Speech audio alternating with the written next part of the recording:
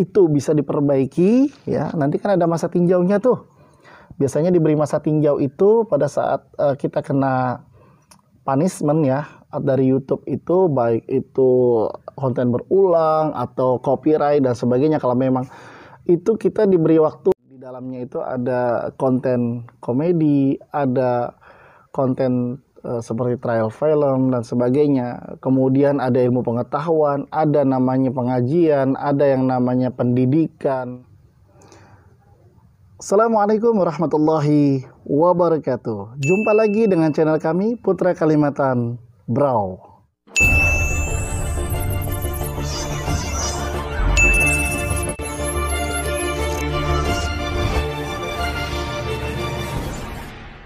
Apa kabar brother? Semoga selalu dalam keadaan sehat walafiat dan selalu dalam lindungan Allah Subhanahu wa taala. Amin amin ya rabbal alamin. Membahas mengenai apa sih manfaat kita menjadi YouTuber atau konten kreator, dan juga dampak apa yang bisa kita rasakan selama kita bisa memberikan karya-karya terbaik kita di dalam YouTube. Jadi seorang konten kreator atau YouTuber tidak juga cita-cita, tapi itu adalah suatu kegiatan yang positif di mana kita bisa memberikan atau menyalurkan karya kita untuk memberikan masukan ilmu pengetahuan dan juga pengalaman bagi rekan-rekan kita, baik itu YouTuber pemula maupun teman-teman atau kalangan umum yang mencari atau search hal-hal yang memang pas dengan apa yang kita bawakan. Contoh seperti misalnya kita mau membangun kandang ayam. Tentunya kita akan mencari konten-konten yang ada hubungannya dengan bagaimana caranya membuat kandang ayam. Ya kan? Nah, ini sangat bermanfaat sekali bagi yang pemula. Mungkin kayak kami mungkin belum pernah membuat kandang ayam, tapi dengan kita melihat YouTube, dengan kita membandingkan yang mana konten atau misalnya video-video yang paling mudah dalam membuat kandang ayam, maka saya bisa membuat kandang ayam. Ya, itu sangat positif sekali. Dan ini salah satu nilai positif daripada YouTube, yaitu memberikan ilmu pengetahuan serta pengalaman kepada khalayak umum ya. Bukan hanya pada subscriber, tapi kalangan umum yang mungkin dia mau mencari konten-konten yang sesuai dengan keinginan. Manfaat yang pertama ya, jadi YouTube itu bermanfaat untuk mencari ilmu-ilmu baru dan kemudian cara-cara yang praktis dalam melakukan segala hal. Ya, selain itu bisa menjadi hiburan ya, karena ada di dalamnya itu ada konten komedi, ada konten seperti trial film dan sebagainya. Kemudian ada ilmu pengetahuan, ada namanya pengajian, ada yang namanya pendidikan.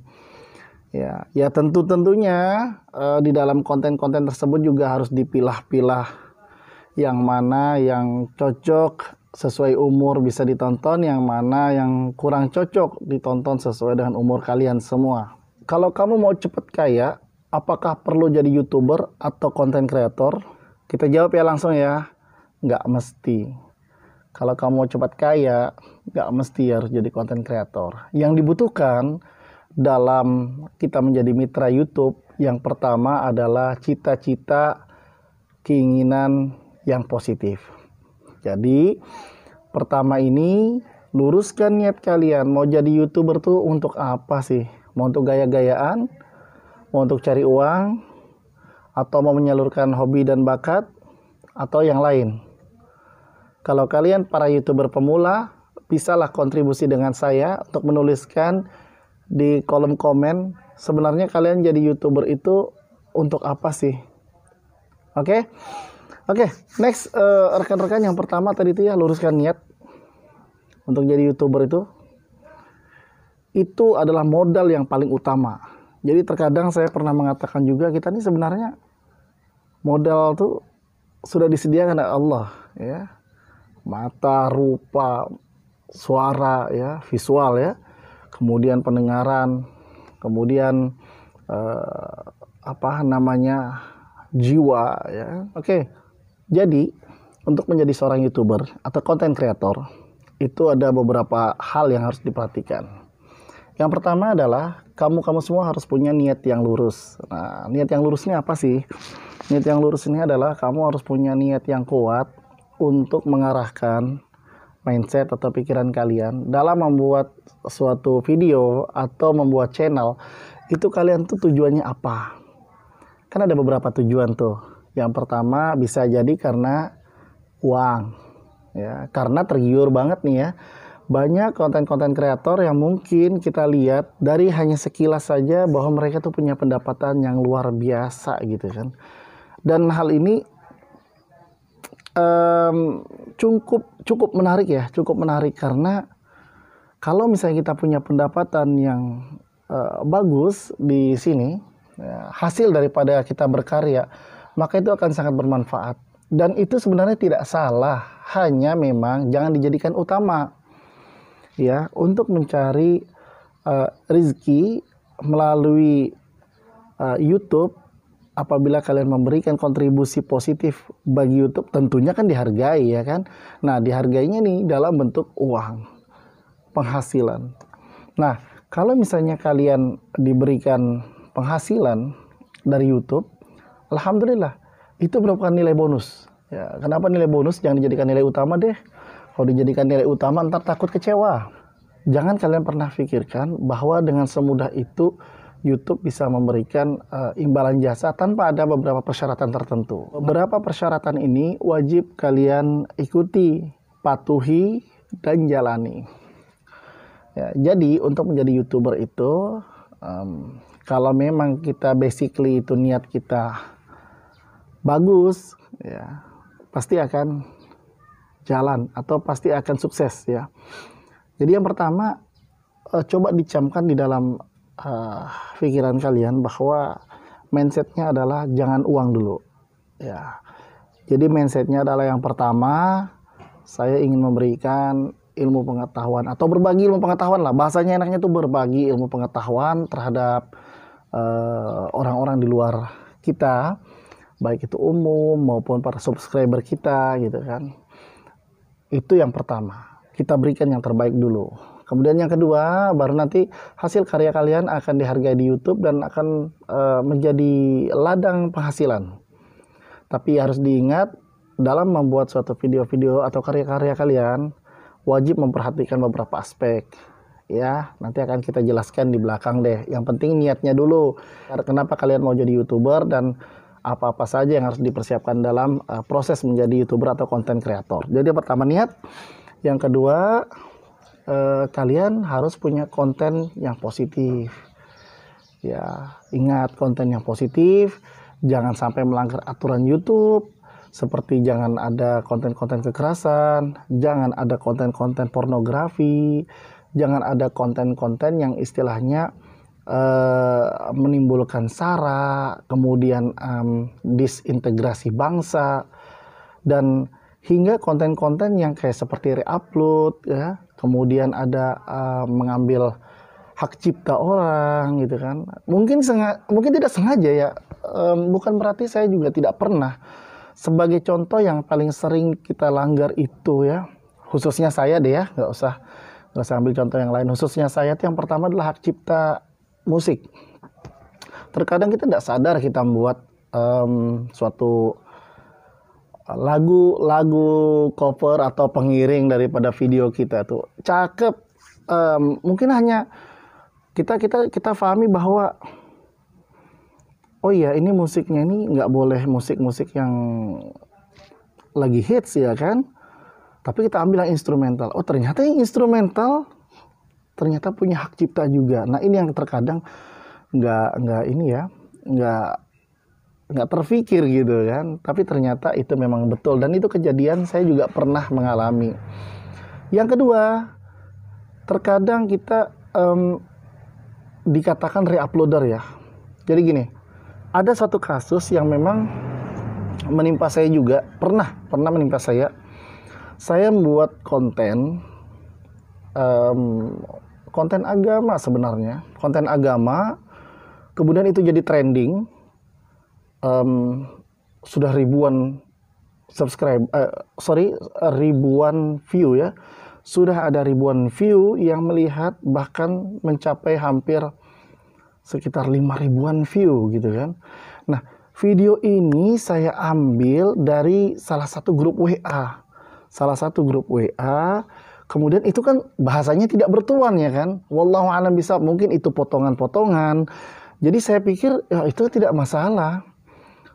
Jadi potongan tersebut saya edit dengan bagus, kemudian harapan saya dengan kita atau teman-teman memahami isi maknanya itu sudah sangat luar biasa. Mudah-mudahan jadi pahala jariah bagi yang mengupload maupun yang membuat konten itu. Tapi ternyata di luar daripada prediksi saya,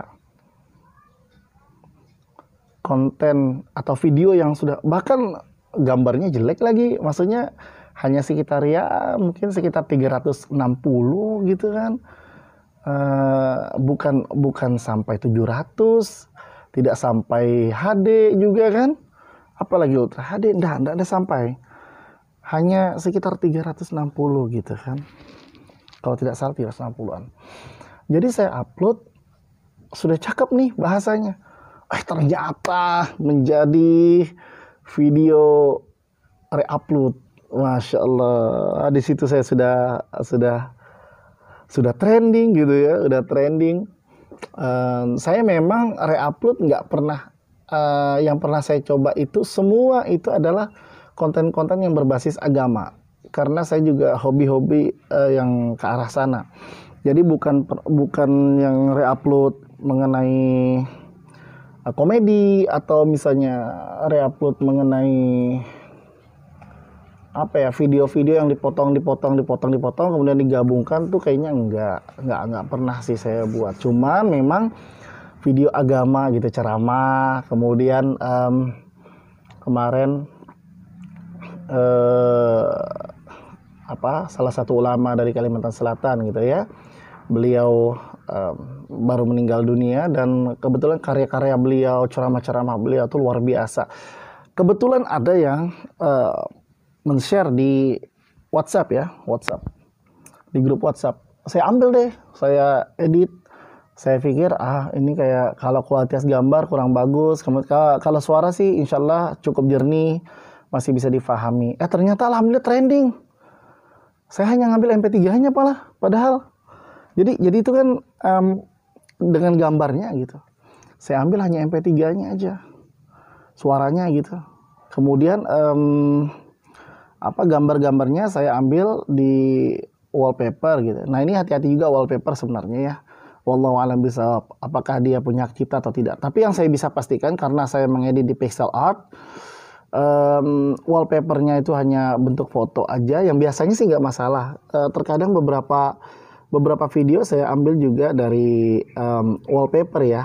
Tentunya kita harus berhati-hati karena siapa tahu ada hak cipta juga wallpaper ini. Tapi saya yakin dari wallpaper alhamdulillah tidak ada masalah. Saya ambil gambar beliau, saya edit kembali di PixArt, tambah nama, tambah ya kita edit yang bagus, yang cantik lah ya. Tapi ternyata dapat teguran dari YouTube, yaitu konten yang berulang gitu kan. Konten yang berulang. Ya cukup sedih karena yang pertama itu sudah jalan kurang lebih hampir seminggu dan view-nya banyak banget, hampir 5 ribuan. Kemudian yang komen juga cukup bagus ya, positif semua, dan tidak ada dislike. Alhamdulillah, banyak like tapi tidak ada dislike. Akan tetapi dalam hari keberapa ya, hari ke-5 atau hari ke-6 gitu, ada Gmail daripada YouTube yang menyatakan bahwa saya menggunakan konten yang berulang, dan hal ini berdampak kepada monetisasi saya. Ya it's okay lah, saya terima karena mungkin jelas ini kesalahan saya. Nah bagi YouTuber pemula, hati-hati juga. YouTube tuh cerdas, artinya dia bisa menilai bukan hanya dari gambar atau video saja yang kalian tayangkan, tapi dia bisa juga mengecek melalui MP3. Ya, kalau memang istilahnya dirasanya mungkin cocok gitu, ya udah kena kita. Jadi kita harus berhati-hati. Hal ini jangan sampai hal ini menjatuhkan mental kita sebagai YouTuber atau content creator untuk tidak berkarya lagi. Jangan. No, enggak boleh. Enggak boleh. Ini adalah hal yang bagi saya itulah makanya niat, kalau kita niat kita lurus, insya Allah kita tidak akan sedih. Saya tidak akan sedih. Dan saya terus membuat suatu konten-konten yang positif. Insya Allah saya, kalau memang Allah mengizinkan itu bisa diperbaiki, ya nanti kan ada masa tinjaunya tuh. Biasanya diberi masa tinjau itu pada saat kita kena punishment ya dari YouTube itu, baik itu konten berulang atau copyright dan sebagainya. Kalau memang itu kita diberi waktu kurang lebih 1 bulan atau 30 hari untuk memperbaiki. Nah, kita koreksi deh apa-apa saja yang harus kita koreksi, apa yang kita harus hilangkan, apa yang harus kita cipta, apa yang harus kita perbaiki. Nah, di situ di tempat kita untuk introspeksi diri lah bahasanya. Nah, jadi begitu di Dismonet, saya tidak akan putus harapan. Tapi bismillah, saya tetap harus semangat menciptakan suatu karya-karya yang lebih positif ke depannya. Jadi ingat ya, teman-teman para YouTuber pemula, ya saya juga termasuk YouTuber pemula sebenarnya, karena biasanya kalau YouTuber expert itu sangat-sangat minim sekali terjadi kesalahan ya. Sedangkan kita YouTuber pemula ya, apalagi saya juga tidak ada niat untuk maksudnya bukan tidak sungguh-sungguh sih, tapi saya anggap saya menjadi konten kreator atau YouTuber ini sebagai aplikatif. Saya ingin mempersembahkan yang terbaik untuk orang lain gitu ya, khususnya ilmu, pengetahuan, atau mungkin saya ingin mempersembahkan sesuatu yang positif tanpa ada embel-embel. Tapi kalaupun memang Allah mengizinkan ada rezeki melalui YouTube, ya alhamdulillah saya terima tentunya. Selama saya bekerja dengan halal dan saya tidak mencuri karya orang lain, saya tidak membuat kesalahan, alhamdulillah itu saya terima karena itu rezeki dari Allah. Nah, bagi kalian semua para YouTuber baru atau pemula, kemudian teman-teman yang ingin mencoba peruntukan di YouTube, selamat datang di YouTube dan pergunakan waktu dan kesempatan kalian bisa berkarya untuk bisa membuat karya-karya yang lebih bagus. Di sini tidak ada persaingan ya, jadi nggak usah kalian mau nyamakan judul atau misalnya, ini judul ini bagus loh, ini kalau kita pakai judul ini view-nya akan banyak. Bukan itu. Jadi yang pertama itu buatlah judul yang menarik, tapi ada kesesuaian dengan video. Jangan sampai kalian membuat judul nggak sesuai dengan video, nggak benar. Kedua, luruskan niat kalian, jangan dulu masalah duit, ntar duit ngikut deh. Nah, ini kan video kalian ini akan tersimpan di YouTube ya, bahasanya seumur hidup. Jadi, buatlah konten-konten yang positif sehingga bisa jadi amal jariah kalian, bukan menjadi dosa jariah kalian. Jadi, maksud YouTube itu membuat peraturan-peraturan supaya nama mereka bisa menjadi baik karena memberikan ilmu pengetahuan yang seluas-luasnya terhadap seluruh orang. Oke. So, bagi kalian semua para YouTuber pemula, ya sama dengan saya juga. Yuk kita sama-sama membangun YouTube menjadi sebuah sarana yang positif, yang bisa memberikan seluruh pengetahuan dan juga bisa mendulang pahala. Ya, kalian bisa mendulang pahala di sini apabila kalian memberikan suatu konten-konten yang positif yang bisa memberikan kekuatan khususnya di bidang religi, di bidang ilmu pengetahuan, di bidang pendidikan, di bidang pengetahuan umum. Yuk banyak sebenarnya. Kurangi konten-konten yang tidak bermanfaat. Tapi insya Allah selama itu YouTube bisa mengizinkan konten kalian masuk, berarti di nilai YouTube masih ada nilai manfaat. Terkadang bergurau itu penting ya. Konten-konten komedi itu penting untuk menghilangkan stres gitu kan. Games juga bagus untuk menghilangkan stres atau mungkin memberikan hasanah kepada kita. Games tuh berkembang tuh ini gitu ya. Kemudian film-film, trial dan sebagainya, banyak banget. Jadi selama konten kalian tidak diberikan punishment oleh YouTube, berarti konten kalian punya nilai positif. Tapi kalau misalnya konten kalian ada kena punish oleh YouTube, berarti konten kalian memang betul-betul tidak memenuhi syarat untuk bisa ditonton oleh khalayak. Oke, itu saja. Terima kasih banyak atas perhatian kalian. Mohon maaf atas segala kekurangan. Selamat menjalankan ibadah puasa di tahun 2020 ini. Dan jangan lupa tetap bersemangat untuk memberikan karya-karya terbaik untuk bangsa dan negara dan khususnya agama. Terima kasih. Saya Putra Kalimantan Brau, Rahmat Hidayat, mengucapkan Assalamualaikum warahmatullahi wabarakatuh.